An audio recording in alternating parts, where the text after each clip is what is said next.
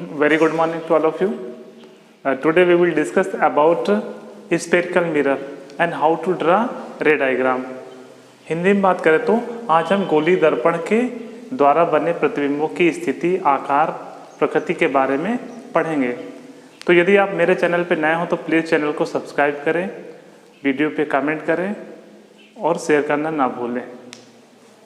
तो जैसा आप देख पा रहे हैं, गोली दर्पण के दो भाग होते हैं, एक अवतल दर्पण और दूसरा उत्तल दर्पण। हमें सबसे पहले उन परिस्थितियों के बारे में पढ़ना है जिनकी मदद से हम रे डायग्राम बनाते हैं। तो वह चार स्थिति हैं जिनमें से हम केवल दो का उपयोग करके किसी भी स्थिति पे रे डायग्राम बनाएंगे। तो उन चारों को वन बाय वन पढ़ेंगे। तो सबसे पहले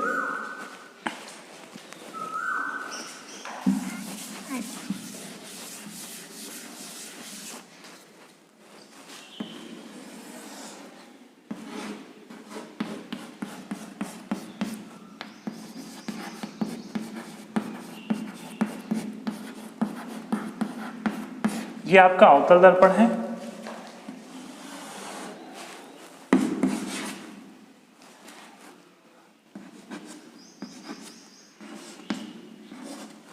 इससे पहले वाले वीडियो में हमने फोकस के बारे में ऑलरेडी बात कर चुके हैं कि फोकस क्या होता है। तो एक बार मैं फिर से परिभाषित कर दे रहा हूं। तो जब कोई प्रकाश मुख्य अक्ष के समांतर आए और परावर्तन होकर जिस बिंदु से गुजरे उसे हम फोकस कहते हैं। फिर से, जब कोई प्रकाश पुंज मुख्य अक्ष के समांतर आए और परावर्तन के बाद मुख्य अक्ष के जिस बिंदु से गुजरे उसे हम फोकस कहते हैं। अब हमारा मुख्य अक्ष कहाँ है? सीपी। सीपी क्या है? एक प्रकार की काल्पनिक रेखा होती है जिसे हम मुख्य अक्ष कहते हैं। ये प्रकाश आ रही है जो कि सीपी के मुख्य अक्ष के समांतर है और यहाँ से परावर्तन के बाद मुख्य अक्ष के इस बिंदु से गुजर रही है। तो इस बिंदु को हम क्या बोलेंगे? फोकस। तो पहली स्थिति ये है कि जब कोई प्रकाश मुख्य अक्ष के समांतर आएगी तो परावर्तन के बाद फोकस से गुजरेगी। फिर से देख लीजिए, ये कोई प्रकाश आ रही है, यहाँ पे परावर्तन होगा और परावर्तन के बाद कहाँ से गुजरेगी? फोकस से गुजरेगी। ये पहली स्थिति है। मैं फिर से बता रहा हूँ कि जब कोई प्रकाश मुख्य अक्ष के समांतर आए, परावर्तन के पश्चात फोकस से गुजरेगी।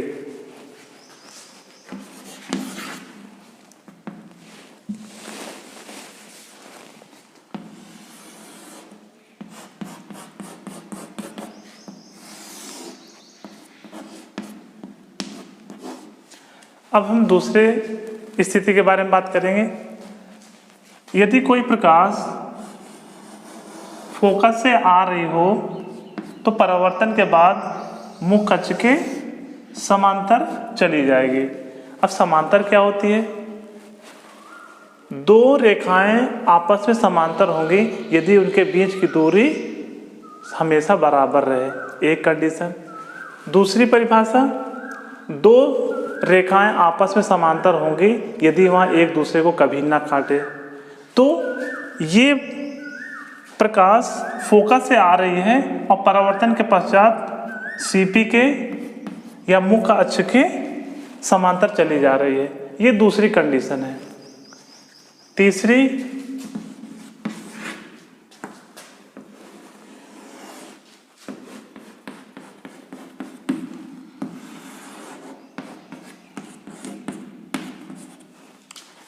यदि कोई प्रकाश सी से आएगी तो सी से वापस चली जाएगी।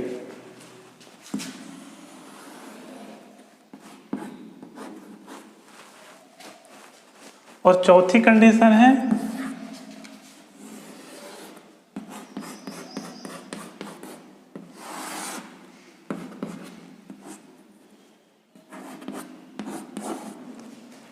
ये ध्रुव है जिसको P से निरूपित करते हैं।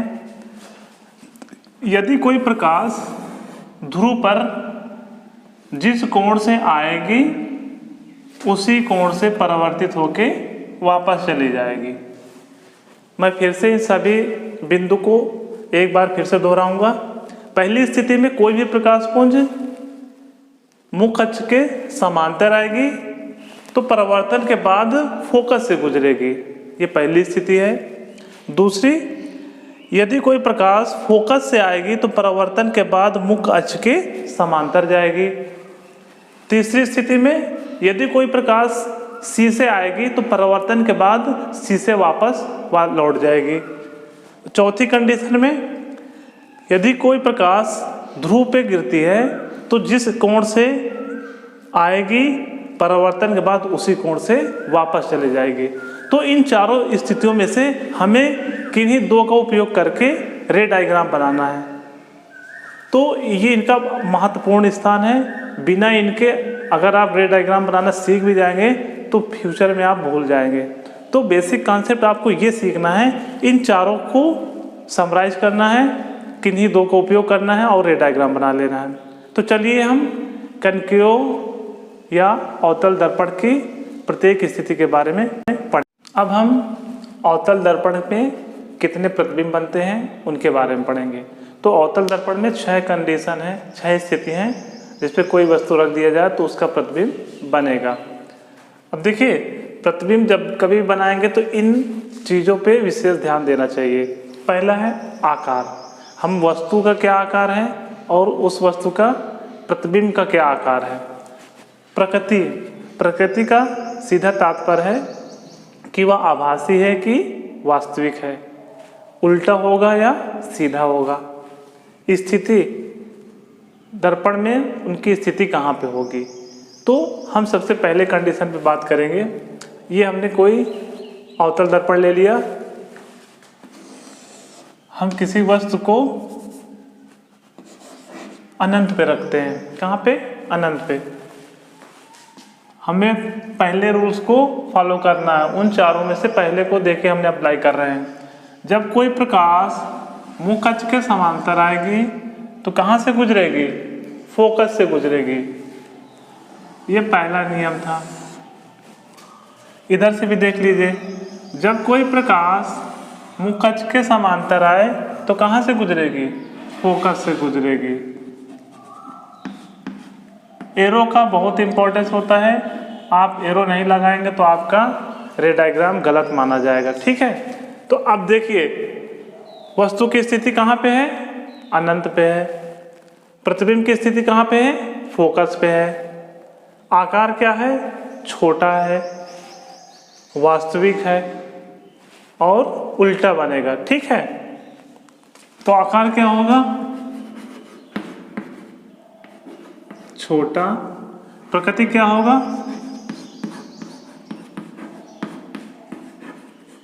वास्तविक। स्थिति क्या होगा? F पर वास्तविक होगा और उल्टा। कुछ इस तरीके आपको लिखना रहेगा। आपके एग्जाम में भी यही क्वेश्चन पूछते रहे कि यदि कोई वस्तु अनंत पे रखी है तो उसका प्रतिबिंब बनाइए रे डायग्राम के साथ और उनकी प्रकृति, आकार और स्थिति भी लिखिए। दूसरी कंडीशन हमने अभी अनंत पे देखा था। दूसरी कंडीशन है सी से परे। हमने कोई ऑब्जेक्ट सी से परे रख दिया। पहला रूल लगाएं, जब कोई प्रकाश मुख्य अक्ष के समांतर आए तो परावर्तन होके कहाँ से गुजरेगा? फोकस से गुजरेगा।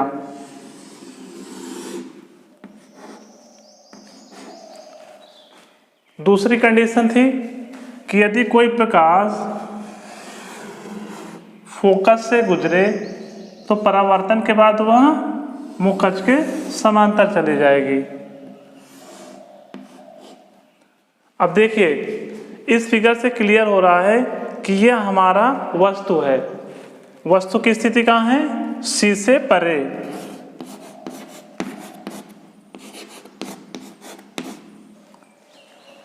उसका प्रतिबिंब कहाँ बन रहा है? सी और एफ के बीच में। आकार क्या होगा? छोटा होगा, उल्टा होगा और वास्तविक होगा। तो आकार क्या होगा?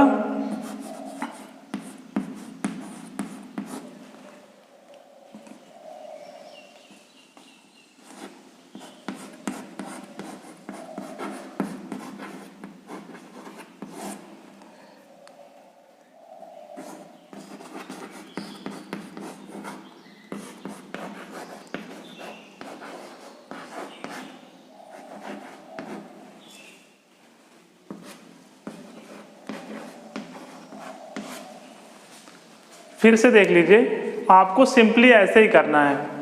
आपके पास अवतल दर्पण है, पहली स्थिति थी अनंत पर, उसका प्रतिबिंब कहाँ बन रहा था, F पर। बनाने का तरीका, उन 4 कंडीशनों में से किन्हीं 2 का यूज करना है। इस पे तो एक ही यूज हुई है, पहली वाली, मुख कक्ष के समांतर आ रही है, परावर्तन के बाद फोकस से जा रही है। ये प्रकाश आ रही है, परावर्तन के बाद फोकस से जा रही है। साइज इसका बहुत छोटा होगा, वास्तविक होगा, उल्टा होगा। इसमें देखिए वस्तु की स्थिति कहाँ है, C से परे। प्रतिबिंब की स्थिति कहाँ है, C और F के बीच में। उल्टा बनेगा, वास्तविक बनेगा और C और F के बीच में होगा। देखिए 2 परिस्थिति के बाद अब हमें क्या सीखना है। यदि कोई वस्तु C पर है तो हम पहले नियम को अप्लाई करेंगे। यदि कोई प्रकाश मुख कक्ष के समांतर आएगी तो कहाँ से गुजरेगी, फोकस से गुजरेगी। दूसरा नियम अप्लाई करेंगे, फोकस से आएगी तो परावर्तन के बाद मुख कक्ष के समांतर चली जाएगी। अब आप देखिए इसको कहाँ पे कट कर रही है, C पे। तो आकार क्या होगा, बराबर होगा, समान आकार का होगा।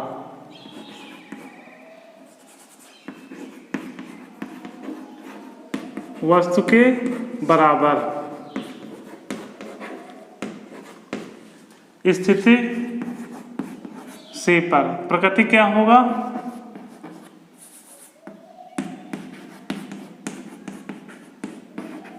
वास्तविक उल्टा। ये बहुत सरल है। आपको क्या करना है कि उन 4 परिस्थितियों में से केवल 2 का उपयोग करना है। अब इस पे देखिए, वस्तु की स्थिति C और F के बीच पे है।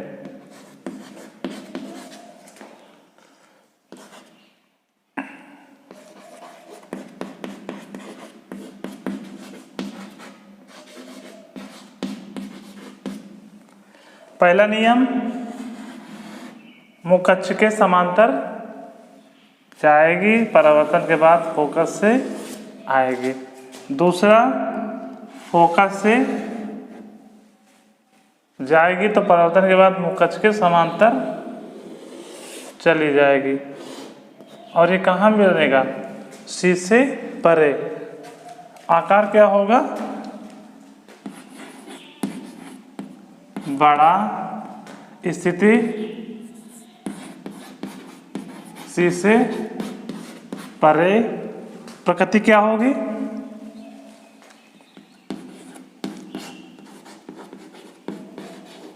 वास्तविक उल्टा।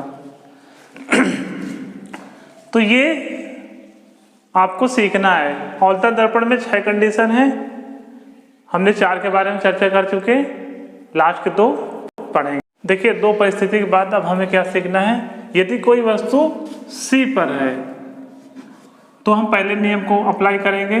यदि कोई प्रकाश मुख कक्ष के समांतर आएगी तो कहाँ से गुजरेगी, फोकस से गुजरेगी। दूसरा नियम अप्लाई करेंगे, फोकस से आएगी तो परावर्तन के बाद मुख कक्ष के समांतर चली जाएगी। अब आप देखिए इसको कहाँ पे कट कर रही है, C पे। तो आकार क्या होगा, बराबर होगा, समान आकार का होगा।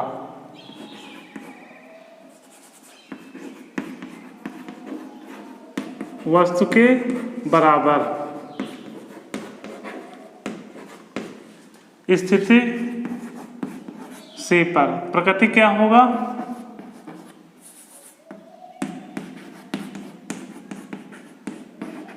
वास्तविक उल्टा। ये बहुत सरल है। आपको क्या करना है कि उन 4 परिस्थितियों में से केवल 2 का उपयोग करना है। अब इस पे देखिए, वस्तु की स्थिति C और F के बीच पे है।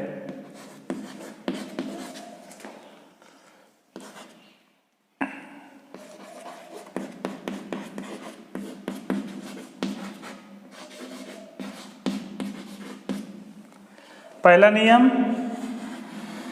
मुख कक्ष के समांतर जाएगी, परावर्तन के बाद फोकस से आएगी। दूसरा, फोकस से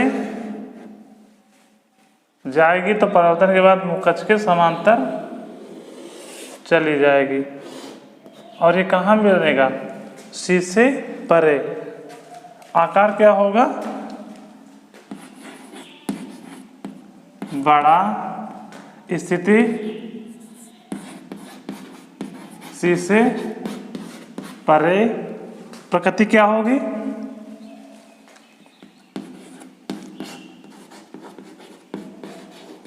वास्तविक उल्टा। तो ये आपको सीखना है। अवतल दर्पण में 6 कंडीशन है। हमने 4 के बारे में चर्चा कर चुके, लास्ट के 2 पढ़ेंगे। अब हम 5वीं और 6ठी स्थिति पे देखेंगे। यदि कोई वस्तु F पर रख दिया जाए तो यह पहला नियम हमने अप्लाई किया, समांतर आएगी, परावर्तन के बाद फोकस से गुजर जाएगी। हमें इसको सी वाला नियम देखिए, यदि कोई प्रकाश सी से आएगी तो सी से वापस चली जाएगी। और आप देखिए ये दोनों रेखाएं क्या हैं? समांतर रेखाएं हैं, ये एक दूसरे को कभी नहीं कट करेगी। तो यहाँ पे प्रतिबिंब कहाँ पे बनेगा? अनंत पे बनेगा। इसका आकार क्या होगा? बहुत बड़ा। स्थिति अनंत पर। प्रकृति वास्तविक एवं उल्टा। अब देखिए इस कंडीशन पे देखिए, यदि कोई वस्तु P और F के बीच में है तो पहला नियम मुकच के समांतर आएगी तो कहाँ से गुजरेगी? फोकस से। और यदि C से आएगी तो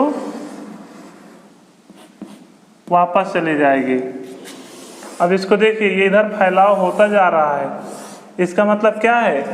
ये आपस में कभी नहीं मिलेगी। इसको हम कल्पना करेंगे कि यदि प्रकाश सीधी रेखी गति करता है तो प्रकाश सीधा अगर जाता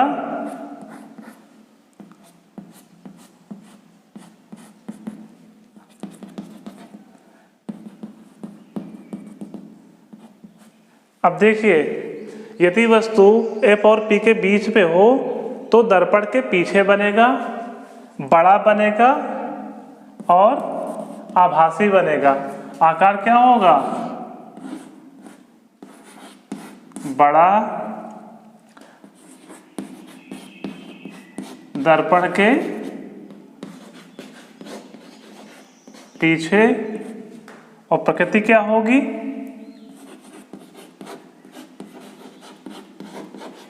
आभासी एवं सीधा। तो अवतल दर्पण पे यही एक स्थिति है जहां पे प्रतिबिंब सीधा बनेगा और आभासी बनेगा, नहीं तो सभी जगह आप देखें कि वास्तविक बनेगा एवं उल्टा बनेगा। तो अवतल दर्पण पे 6 कंडीशन है, 6 स्थिति हैं, जिस पर कोई भी वस्तु रखेंगे तो उसके अकॉर्डिंग आपका प्रतिबिंब बनेगा। देखिए अवतल दर्पण के उपयोग के बारे में बात करें तो अवतल दर्पण का उपयोग टार्च में होता है, सर्च लाइट में होता है। आप देखे होंगे कि जो माइनिंग डिपार्टमेंट से होते हैं, जो कोयले की खदानों में काम करते हैं, तो वो लोग सर्च लाइट का उपयोग करते हैं। गाड़ियों के हेडलाइट में भी कनकेव मिरर ही लगा रहता है। अवतल दर्पण जितने भी डेंटिस्ट होते हैं, दंत चिकित्सक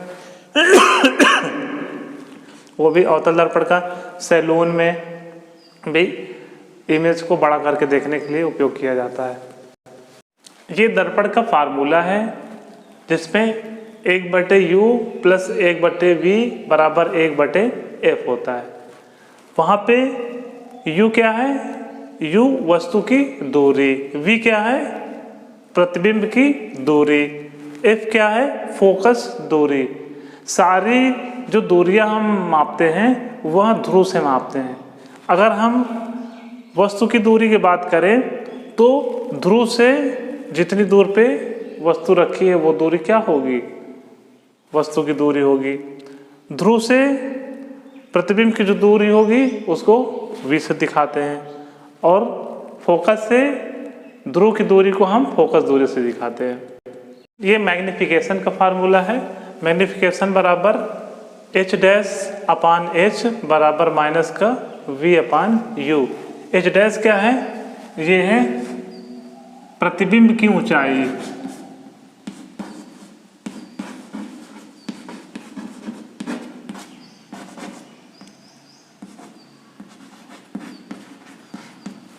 एच क्या है?